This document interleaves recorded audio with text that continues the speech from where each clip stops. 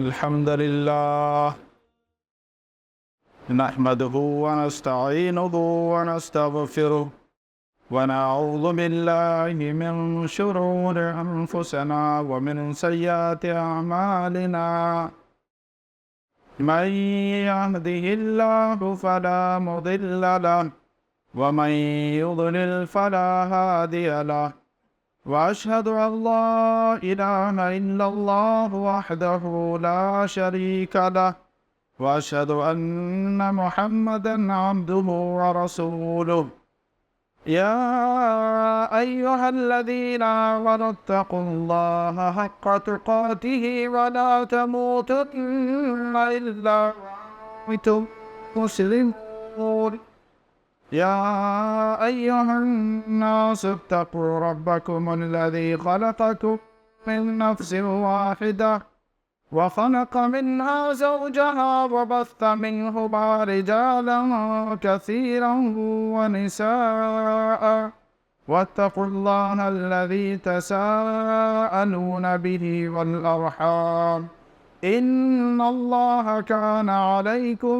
رقيبا يا أيها الذين آمنوا اتقوا الله وقولوا قولا سديدا يصلح لكم أعمالكم ويغفر لكم ذنوبكم ومن يطع الله ورسوله فقد فاز فوزا عظيما أما بعد فإن خير الحديث كتاب الله وخير الهدي هدي محمد صلى الله عليه وسلم وشر الأمور محدثاتها وكل محدثة بدعة وكل بدعة ضلالة وكل ضلالة في النار أعوذ بالله السميع العليم من الشيطان الرجيم من همزه ونفخه ونفسه بسم الله الرحمن الرحيم وأن المساجد لله فلا تدعوا مع الله أحدا سورة جن آیت نمبر 18 وقال النبي صلى الله عليه وسلم من بنى لله مسجدا بنى الله له بيتا في الجنة صدر جلسہ فضیلت الشیخ حضرت مولانا ارشد سکراوی حفظہ اللہ وتولا ناظم ضلعی جمعیت اہل حدیث ممرہ، فضیلت الشیخ شفاء اللہ السلفی حفظہ اللہ، مدیر البر فاؤنڈیشن، اور ذی وقار علماء کرام، محترم بزرگوں، ملت اسلامیہ کے ہم عمر غیور نوجوان دوستوں، عزیز بچوں،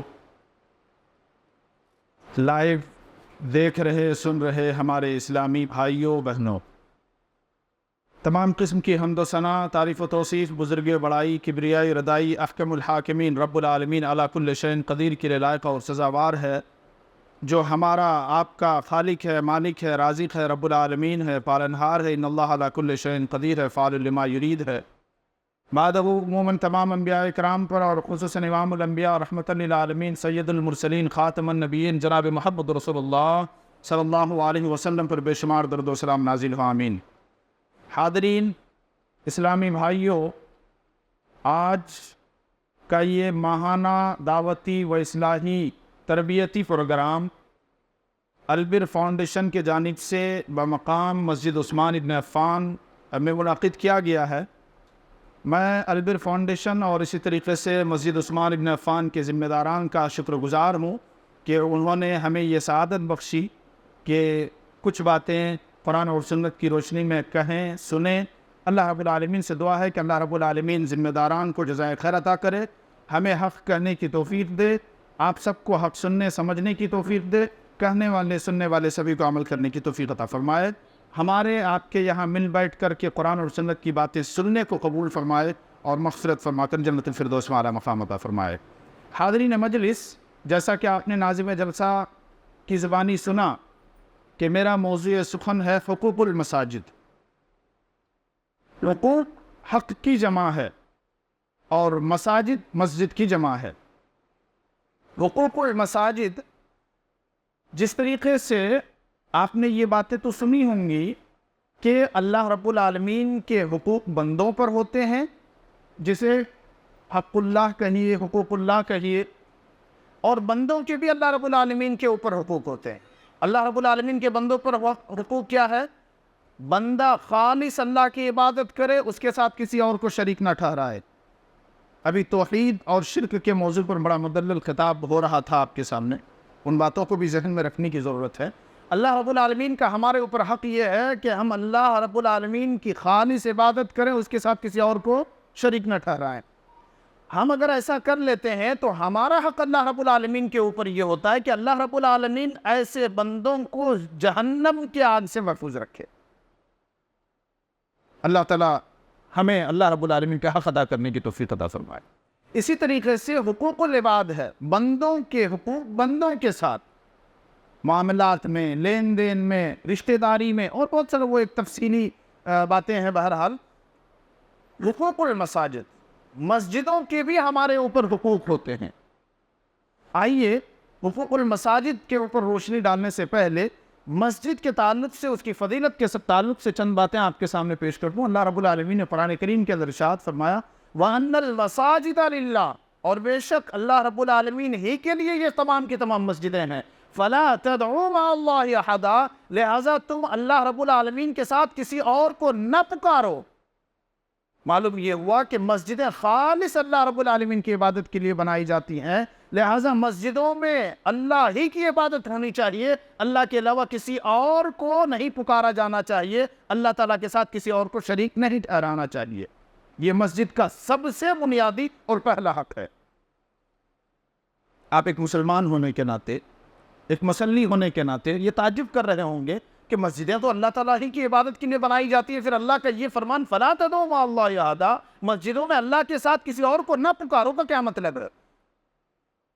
مطلب یہ ہے کہ یہ مسجدیں خالص اللہ کی عبادت کے لیے بنائی جاتی ہیں، لہٰذا ان مسجدوں میں اللہ کی عبادت کے علاوہ شرک نہ ٹھہرایا جائے، جبکہ شرک تو عام جگہ پر بھی کرنا منع ہے۔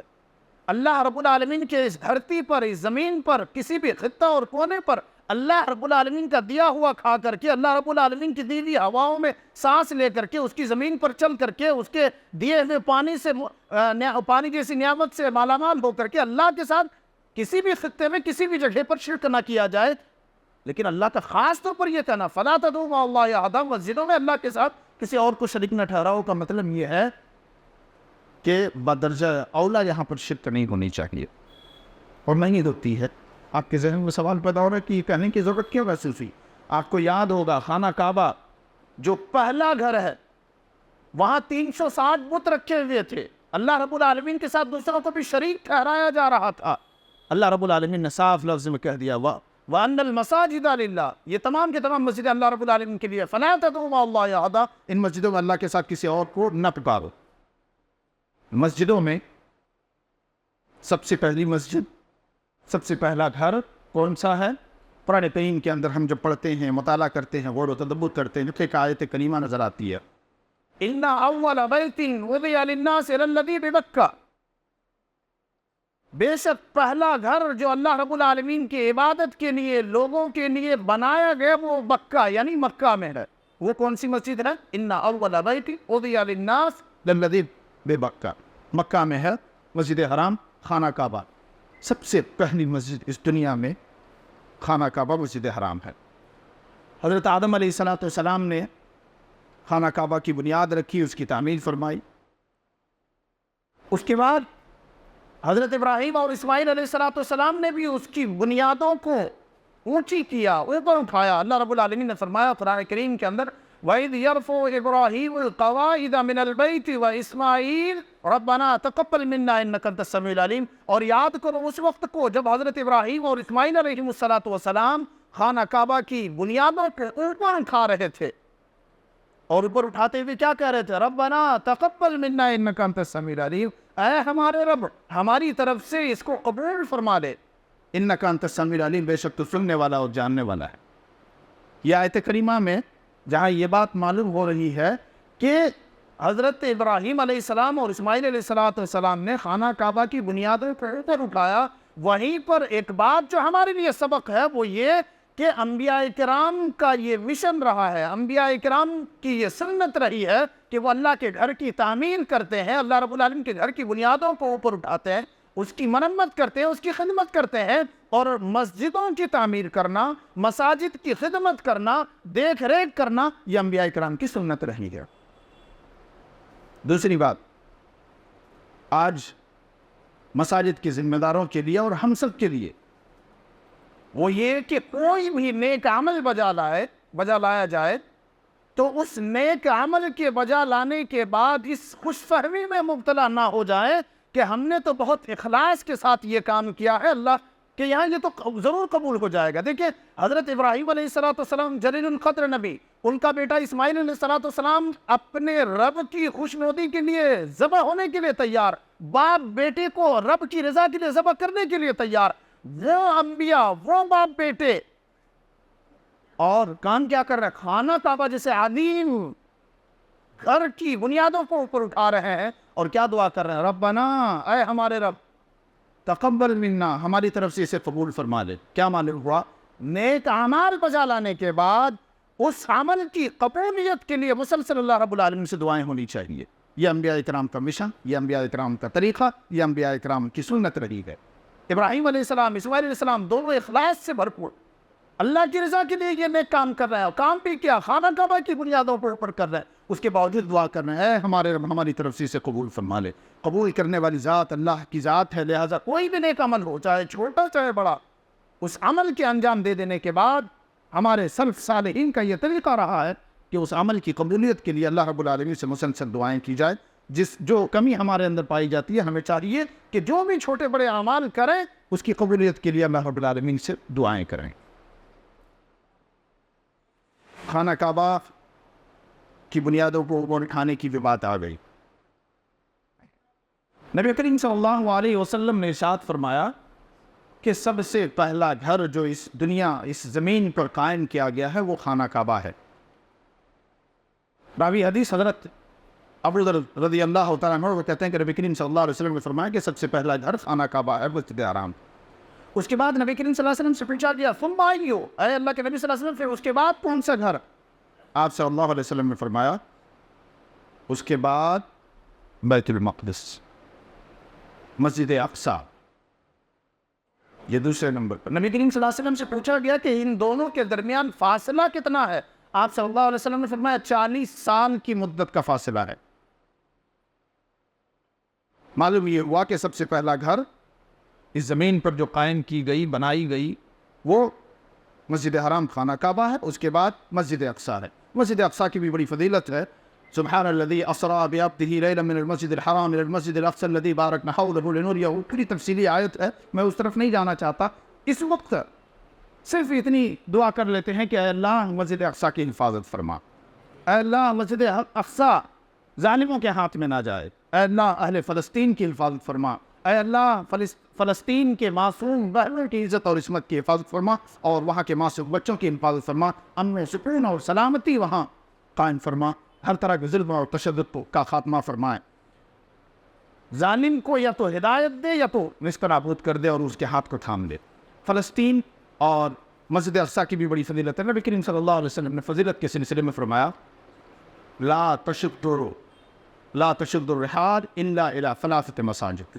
3 مسجدوں کے علاوہ اور کسی طرف نیکی کی نیت سے سفر کرنے کی اجازت نہیں ہے، جائز نہیں ہے. وہ 3 مسجدیں کیا ہے؟ مسجد حرام پہلے نمبر پر، دوسرے نمبر پر مسجد نبوی اور مسجد اقصی. یہ 3 مسجدوں کے طرف توشہ اختیار کر کے نیکی کے غرض سے سفر کیا جا سکتا ہے، جائز اور درست ہے. اس کے علاوہ کسی مسجد کی طرف سفر کرنا نہیں، یہ ثواب کی نیت سے یا توشہ اختیار کر کے جائز اور درست نہیں ہے. تینوں مسجد کی فضیلت کے بارے میں نبی کریم صلی اللہ علیہ وسلم نے فرمایا مسجد حرام کی فضیلت یہ ہے کہ کوئی ایک وقت نماز ادا کرے گا تو اسے 1,00,000 وقت نماز ادا کرنے کے برابر ثواب ملے گا. سبحان اللہ. خوش نصیب ہے وہ احباب جو مسجد حرام کی زیارت کر چکے ہیں، مسجد حرام میں نماز ادا کر چکے ہیں، اور جو احباب طاقت اور استطاعت رکھنے کے باوجود ابھی تک نہیں جا سکے ہیں وہ ارادہ کریں، نیت کریں مسجد حرام کے لیے آپ کے پاس اس وقت راستہ امن سکون کا ہے، آپ آسانی کے ساتھ جا سکتے ہیں، طاقت اور استطاعت ہے تو بالکل جانا چاہیے۔ اللہ کا شکر ہے کہ اللہ تعالیٰ نے ہمیں وہاں بار بار جانے کی توفیق دی اور مسجد حرام میں نماز تلاوت عبادات کرنے کی توفیق دی۔ اللہ تعالیٰ قبول فرمائے وہ ثانی چیزیں۔ مسجد حرام میں ایک وقت نماز ادا کرنا 1,00,000 نماز ادا کرنے کے برابر ثواب ہے۔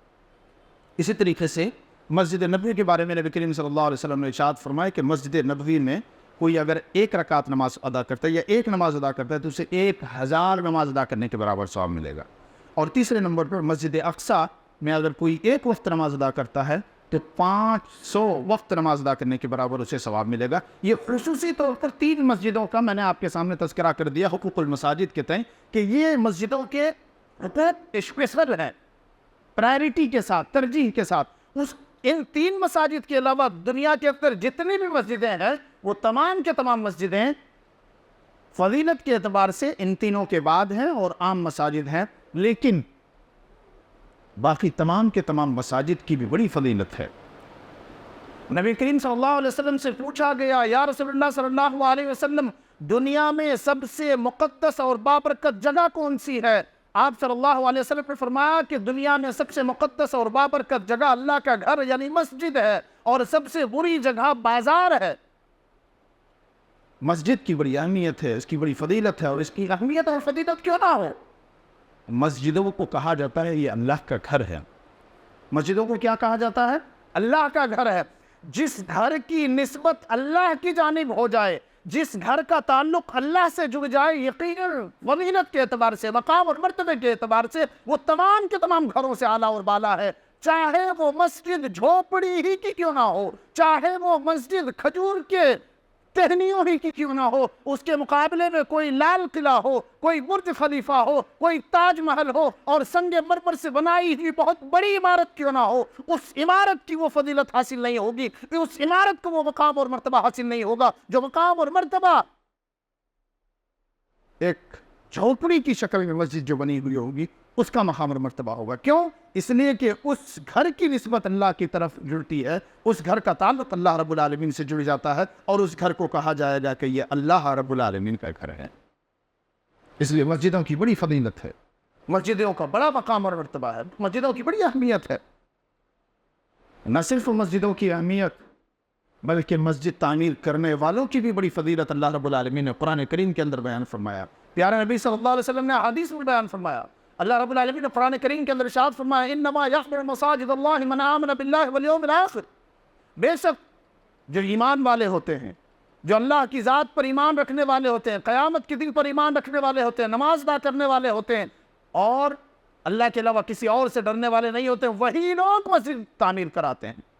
خوش نصیب ہے وہ لوگ جو مسجدوں کی تعمیر کراتے ہیں، خوش نصیب ہے وہ لوگ جو مساجد کی تعمیر میں اپنا کردار ادا کرتے ہیں، خوش نصیب ہے وہ لوگ جو مساجد کی تعمیر میں اپنا تعاون پیش کرتے ہیں۔ اور آپ یہ اللہ رب العالمین کی سعادت محسوس کریں، سعادت سمجھیں کہ اللہ رب العالمین نے آپ کو مسجد کی تعمیر میں حصہ لینے کی توفیق دی ہے۔ نبی کریم صلی اللہ علیہ وسلم نے ارشاد فرمایا، من بنا للہ مسجدا بنى اللہ لہ بیتا فی الجنہ۔ راوی حدیث حضرت علی بن ابی طالب حضرت علی رضی اللہ تعالیٰ عنہ ہیں، اور اسی طریقے سے دوسری روایت کے اندر الفاظ کی تبدیلی کے ساتھ من بنا للہ مسجدا یبتغی بہ وجہ اللہ بنى اللہ لہ بیتا فی الجنہ۔ جو شخص اللہ کے لیے اس دنیا میں مسجد بناتا ہے، اللہ تعالیٰ کل قیامت کے دن اس کے لیے جنت میں گھر بنائے۔ اللہ رب العالمین مسجد بنانے والے کی بھی بڑی فضیلت بیان فرماتا ہے۔ مسجد کی بڑی اہمیت ہے، بڑی فضیلت ہے، مسجد بنانے والے کی بھی اہمیت اور فضیلت ہے۔ اس لیے ہم میں سے ہر ایک کو چاہیے کہ مسجد بنانے میں اپنا کردار ادا کریں، اپنی کوئی طاقت اور استطاعت کے مطابق حصہ لیں۔ مساجد کے بہت سارے ہیں، مختصراً یہ کہ چلیے مسجد تعمیر ہو گئی، چاہے جس طریقے سے بھی ہو، بہتر سے بہتر مسجد تعمیر ہونی چاہیے۔ مسجد تعمیر ہو گئی، مسجد تعمیر ہونے کے بعد مساجد کے ہمارے اور آپ کے اوپر چند حقوق واضح ہوتے ہیں۔ سب سے پہلا حق تو یہ ہے کہ مسجد تعمیر ہو جانے کے بعد اس مسجد کو پاک اور صاف رکھا جائے۔ مسجد کو پاک اور صاف رکھنا یہ اللہ رب العالمین کا حکم ہے۔ اللہ رب العالمین نے قرآن کریم کے اندر ارشاد فرمایا، وَعَهِدْنَا إِلَىٰ إِبْرَاهِيمَ وَإِسْمَاعِيلَ أَن طَهِّرَ بَيْتِيَ لِلطَّائِفِينَ وَالْعَاكِفِينَ وَالرُّكَّعِ السُّجُودِ، اور ہم نے حضرت ابراہیم اور اسماعیل علیہ السلام سے یہ عہد اور وعدہ لیا کہ تم ہمارے گھر کو رکوع کرنے والے، سجود کرنے والے، طواف کرنے والے، زیارت کرنے والوں کے لیے پاک اور صاف رکھو گے۔ اللہ رب العالمین نے حضرت ابراہیم اور اسماعیل علیہ السلام کو خانہ کعبہ کی بنیادیں اوپر کرانے کے بعد یہ ان کو ذمہ داری دی کہ اس گھر کو پاک صاف رکھو گے۔ یہ وعدہ اور عہد اللہ رب العالمین نے لیا کن کے لیے؟ اس گھر کی طرف آنے والے، رکوع سجود کرنے والے، زیارت کرنے والے، طواف کرنے والے کے لیے۔ اللہ کے گھر کو پاک اور صاف رکھنا یہ انبیاء کرام کی سنت رہی ہے، یہ انبیاء کرام کا کام رہا ہے۔ بدقسمتی سے آج ہمارے سماج اور معاشرے میں ہمارے ذہن و دماغ کے اندر یہ بات بیٹھ گئی ہے کہ مسجد تو صرف اور صرف بانگی صاحب صاف کریں گے، مسجد تو صرف اور صرف مؤذن صاحب کی ہی ذمہ داری ہے، اس کو اس کے بدلے تنخواہ ملتی ہے۔ ٹھیک ہے، اس کا انکار نہیں ہے، لیکن آپ خوش نصیب ہوں گے کہ آپ نے اگر آپ کے رب کے گھر پر جھاڑو لگا دیا۔ آپ خوش نصیب ہوں گے کہ اگر آپ کو آپ کا رب یہ توفیق دے دے کہ آپ ہاتھ میں جھاڑو اٹھا لیں اور مسجد کو صاف کر لیں۔ آپ خوش نصیب ہوں گے کہ مسجد میں کوئی تنکا پڑا ہوا ہے، آپ اس تنکے کو اٹھا کر کے باہر پھینک دیں۔ میرے بھائیوں، رب کا گھر ہے، رب کے گھر کو صاف رکھنا ہر ایک کی ذمہ داری ہے۔ ذرا یاد کریں، ہم نے اور آپ نے آخری مرتبہ کب جھاڑو اٹھایا ہے مسجد صاف کرنے کے لیے؟ کیا ہماری پوری زندگی ایسے ہی گزر جا رہی ہے، کبھی ہم نے جھاڑو نہیں اٹھایا؟ دیکھیں، آپ ہوں گے بڑے سے بڑے مقام اور مرتبے والے، دولت مند بھی ہوں گے، پیسے والے ہوں گے، ایجوکیٹڈ بھی ہوں گے، سب چیزیں آپ کے پاس ہوں گی، لیکن اللہ رب العالمین کے گھر کو صاف رکھنا یہ انبیاء کرام کا کام رہا ہے، معمولی کام نہیں ہے۔ حضرت ابراہیم علیہ السلام، حضرت اسماعیل علیہ السلام کو یہ اللہ رب العالمین نے ذمہ داری دی تھی۔ میرے بھائیوں، کبھی کبھی ہمیں چاہیے کہ اپنی انا کو، اپنے مقام اور مرتبے کو سائیڈ میں رکھ کر کے اللہ کے گھر کی صفائی کے لیے جھاڑو اٹھائیں، صاف کریں۔ ہم اور آپ کیا کرتے ہیں؟ جب بھی مسجد آتے ہیں، مؤذن صاحب صاف نہیں کرتے ہو آپ صحیح سے، یہ دیکھیے چٹائی گندی نظر آ رہی ہے، مسجد صاف نہیں ہے، آپ کر کیا رہے ہو؟ بھائی ٹھیک ہے، مؤذن صاحب کی ذمہ داری ہے، خادم صاحب کی ذمہ داری ہے، ہمیں اور آپ کو چاہیے کہ ہم اللہ کے گھر کو کبھی کبھی صاف کریں، اس میں اپنا ہاتھ بٹائیں، حصہ لیں۔ یقیناً خوش نصیب ہوں گے وہ شخص جن کو یہ توفیق مل جائے گی۔ نبی کریم صلی اللہ علیہ وسلم نے ارشاد فرمایا کہ میری امت کے نیک اعمال میرے اوپر پیش کیے گئے، ان نیک اعمال میں میں نے دیکھا کہ وہ عمل بھی شامل ہے جس بندے نے مسجد سے ایک تنکا اٹھا کر کے باہر پھینکا، اللہ رب العالمین نے اس کے اس عمل کو بھی میری امت کے نیک اعمال میں شامل کر دیا اور اس کے نامہ اعمال میں وہ عمل درج فرما دیا۔ فَمَنْ يَعْمَلْ مِثْقَالَ ذَرَّةٍ خَيْرًا يَرَهُ وَمَنْ يَعْمَلْ مِثْقَالَ ذَرَّةٍ شَرًّا يَرَهُ۔ اللہ رب العالمین نے قرآن کریم کے اندر ارشاد فرمایا، کل قیامت کے دن دیکھ لو گے، تم نے اگر ذرہ برابر بھی نیکی کی ہوگی وہ تمہارے سامنے ہوگا، اگر تم نے ذرہ برابر بھی برائی کی ہوگی وہ بھی تمہارے سامنے ہوگا، تم اپنے آنکھوں کے سامنے دیکھ لو گے۔ میرے بھائیوں، ہم میں سے ہر ایک کو چاہیے کہ کسی بھی نیکی کو معمولی سمجھ کر کے ترک نہ کیا جائے اور کسی بھی گناہ کو معمولی سمجھ کر کے انجام نہ دے دیا جائے۔ کیوں؟ اس لیے کہ کل قیامت کے دن ڈوبنے کے لیے، کل قیامت کے دن برباد ہونے کے لیے، ناکام ہونے کے لیے کوئی ایک گناہ ہی ہمارے لیے کافی ہو جائے گا، یا یہ کہ کوئی ایک نیکی کم پڑ جائے وہی ہمارے لیے مشکل نہ بن جائے۔ نامہ اعمال کل قیامت کے دن میزان عدل قائم ہوگا، جس کا نیکیوں کا پلڑا بھاری ہو جائے گا اس کے دائیں ہاتھ میں نامہ اعمال دیا جائے گا، جس کے گناہوں کا پلڑا بھاری ہو جائے گا اسے بائیں ہاتھ میں نامہ اعمال دیا جائے گا، اس کے حق میں جہنم کا فیصلہ ہوگا۔ ایک ایک نیکی کے لیے سب دوڑ رہے ہوں گے، بھاگ رہے ہوں گے، ترس رہے ہوں گے، تڑپ رہے ہوں گے۔ یوم یفر المرء من اخیہ وامہ وابیہ وصاحبتہ، سب ایک دوسرے سے بھاگیں گے، ایک نیکی کوئی کسی کو نہیں دے گا۔ اس لیے ہم یہ نہ سوچیں کہ مسجد سے ایک تنکا اٹھا کر باہر پھینکیں گے، یہ چھوٹا سا عمل ہے، معمولی عمل ہے، نہیں، نجات کے لیے ہو سکتا ہے یہی کافی ہو جائے۔ بہرحال مسجد کا پہلا حق ہمارے اور آپ کے اوپر یہ ہے کہ مسجد کو پاک اور صاف رکھا جائے۔ نبی کریم صلی اللہ علیہ وسلم کے حیات طیبہ میں مسجد نبوی میں جھاڑو پوچھا لگانے والی ایک خاتون تھی، ان کا انتقال ہو گیا، ان کی وفات ہو گئی۔ صحابہ کرام نے انہیں قبرستان میں دفنا دیا۔ نبی کریم صلی اللہ علیہ وسلم نے پوچھا کہ وہ خاتون کہاں ہے، نظر نہیں آ رہی ہے۔ آپ صلی اللہ علیہ وسلم کو صحابہ کرام نے بتایا، یا رسول اللہ صلی اللہ علیہ وسلم اس کی وفات ہو گئی، ہم نے اس کو تجہیز اور تکفین کے بعد دفنا دیا ہے۔ پہلی بات تو یہ معلوم ہو گئی کہ نبی کریم صلی اللہ علیہ وسلم عالم الغیب نہیں تھے۔ عالم الغیب ہوتے تو پھر یہ پوچھنے کی ضرورت نہیں پڑتی کہ وہ خاتون کہاں نظر نہیں آ رہی ہے، یہ مسئلہ واضح ہو گیا۔ نبی کریم صلی اللہ علیہ وسلم کو جب یہ جواب ملا کہ اس خاتون کا انتقال ہو گیا ہے، ہم نے اسے دفنا دیا، اور صحابہ کرام کہتے ہیں کہ ہم نے اسے معمولی تصور کیا، ہم نے ضرورت نہیں محسوس کی کہ نبی کریم صلی اللہ علیہ وسلم کو بھی اطلاع دے دیں۔ آپ صلی اللہ علیہ وسلم رات کے اندھیرے میں پھر ان کے ساتھ جائیں۔ بہرحال نبی کریم صلی اللہ علیہ وسلم نے فرمایا کہ مجھے بتاؤ اس کی قبر کہاں ہے۔ آپ صلی اللہ علیہ وسلم اس کی قبر پر گئے، اس کے مغفرت کے لیے دعائیں تھی، اور یہ امت کو میسج اور سبق آپ صلی اللہ علیہ وسلم نے دے دیا کہ مسجدوں میں جھاڑو لگانے والی خاتون، مسجدوں کو پاک صاف رکھنے والی معمولی نہیں ہوتی، اس کا بڑا مقام اور مرتبہ ہوتا ہے۔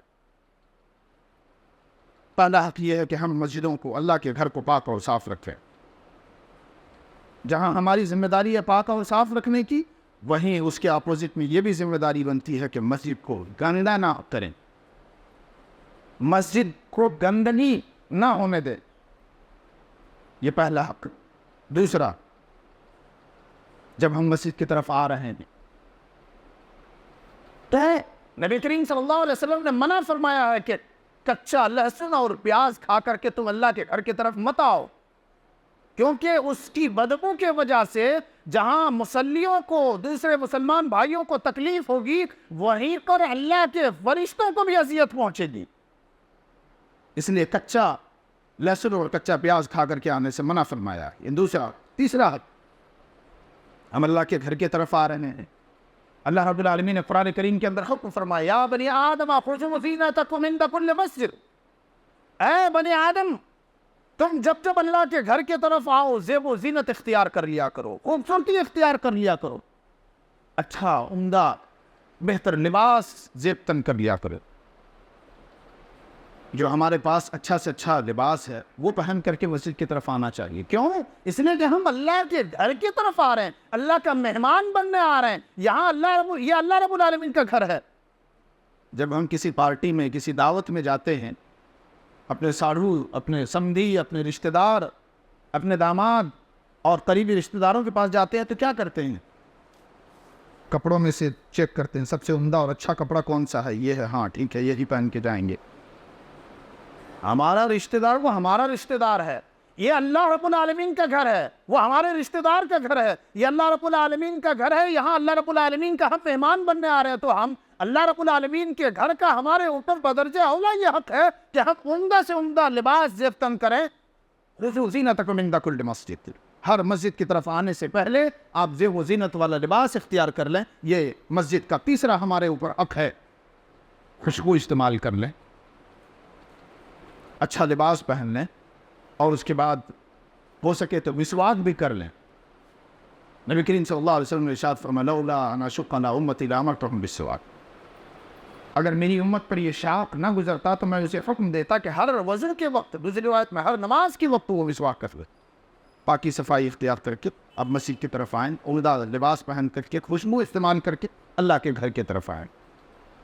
آتے ہوئے چوتھا حق یہ ہے مسجد کا کہ آپ گھر سے ہی وضو کر کے آئیں، یہ زیادہ بہتر ہے۔ اگر گھر سے آپ وضو کر کے آتے ہیں تو ایسی صورت میں آپ کا ایک قدم آپ کے ایک گناہ کو مٹائے گا، آپ کے ایک درجات کو بلند کرے گا۔ آتے ہوئے آپ بھاگتے ہوئے نہ آئیں، آپ پیدل چل کر کے آ رہے ہیں، وقار اور سکینت کے ساتھ، آرام اور اطمینان کے ساتھ آپ چل کر کے اللہ کے گھر کی طرف آئیں، مسجد کی طرف آئیں۔ ایک ایک قدم پر آپ کو اجر اور ثواب ملے گا، آپ کے درجات بلند ہوں گے، آپ کے گناہ معاف ہو جائیں گے۔ آپ آتے ہوئے دعا پڑھتے ہوئے آئیں، اللہم اجعل فی قلبی نورا وفی بصری نورا وفی سمعی نورا وعن یمینی نورا وعن شمالی نورا ومن خلف نورا ومن امام نورا واجعلنی نورا وفی عصبی نورا وفی لحمی نورا وفی دمی نورا وفی شعری نورا وفی بشری نورا وفی لسانی نورا واجعل فی نفسی نورا۔ اور یہ دعا پڑھتے ہوئے آپ اللہ رب العالمین کے گھر کی طرف آئیں۔ آتے ہوئے جب آپ مسجد کے دروازے تک پہنچتے ہیں تو آپ دعا پڑھ کر کے پہلے دائیں قدم مسجد کے اندر داخل کریں گے۔ دعا کیا پڑھیں گے؟ اللہم افتح لی ابواب رحمتک، یہ مسجد کا ہمارے اوپر حق ہے۔ دعا پڑھ کر کے آپ پہلے دائیں قدم مسجد میں رکھے، داخل ہو گئے۔ داخل ہونے کے بعد آپ دیکھ رہے ہیں تھوڑا سا وقت ہے، تو آپ کو، آپ کی ذمہ داری ہے کہ مسجد کا یہ حق ہے اور بہت اہم حق ہے تحیۃ المسجد ادا کرنا۔ نبی کریم صلی اللہ علیہ وسلم نے ارشاد فرمایا، راوی حدیث حضرت ابو قتادہ رضی اللہ تعالیٰ عنہ ہے، اذا دخل احدکم المسجد فلا یجلس حتی یصلی رکعتین، تم میں کا کوئی بھی شخص کسی بھی وقت مسجد میں داخل ہو فلا یجلس، وہ نہ بیٹھے حتی یصلی رکعتین، یہاں تک کہ 2 رکعت تحیۃ المسجد ادا کر لے۔ آج یہ چیز بہت مفقود پائی جا رہی ہے ہمارے سماج اور معاشرے سے۔ عام طور پر ہمارے ذہن و دماغ میں یہ بات نہیں ہوتی، بس مسجد میں داخل ہوئے، جہاں جگہ ملی بیٹھ گئے۔ نہیں، ضرورت اس بات کی ہے کہ ہم جب مسجد میں داخل ہو رہے ہیں دعا پڑھ کر کے داخل ہوں، اور داخل ہوتے ہی تحیۃ المسجد ادا کریں۔ آپ دیکھ رہے ہیں جماعت کا وقت صرف 1 منٹ باقی ہے، 2 منٹ باقی ہے، تحیۃ المسجد نہیں ادا کر سکتا، آپ نہ بیٹھیں، کھڑے رہیں۔ اذا دخل احدکم المسجد فلا یجلس حتی یصلی رکعتین، جب کبھی بھی آپ مسجد میں داخل ہوں تو 2 رکعت پڑھے بغیر نہ بیٹھیں، یہ مسجد کا ہمارے اوپر، آپ کے اوپر حق ہے۔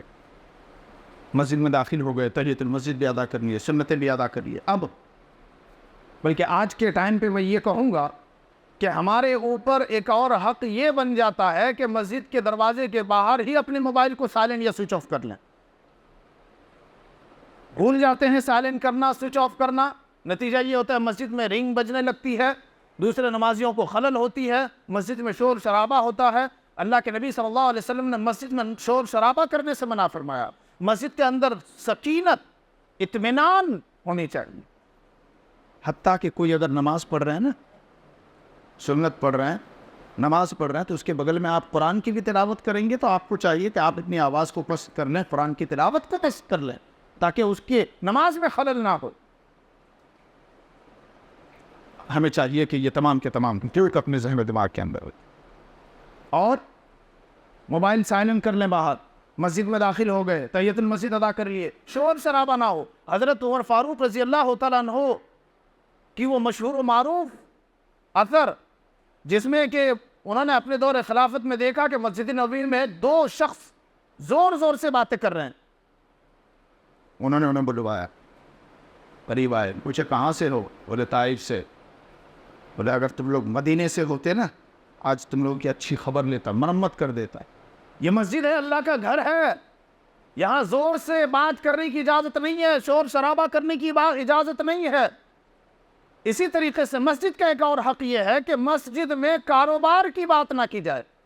نبی کریم صلی اللہ علیہ وسلم نے ارشاد فرمایا کہ تم جب کسی کو دیکھو کہ وہ مسجد میں کاروبار کی بات کر رہے ہیں تو یہ دعا کرو کہ اللہ اس کے کاروبار میں نفع نہ دے، اللہ اس کے کاروبار میں برکت نہ دے۔ اس لیے مسجد کا حق یہ ہے کہ مسجد میں کاروبار کی باتیں نہ کی جائے۔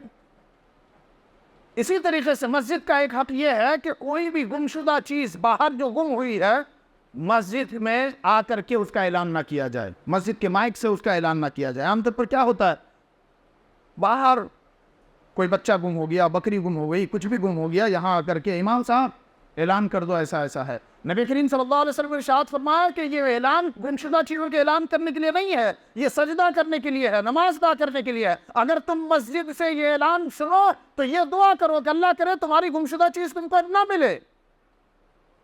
صاف لفظ میں نبی کریم صلی اللہ علیہ وسلم نے مسجد سے گمشدہ چیزوں کو اعلان کرنے سے منع فرمایا۔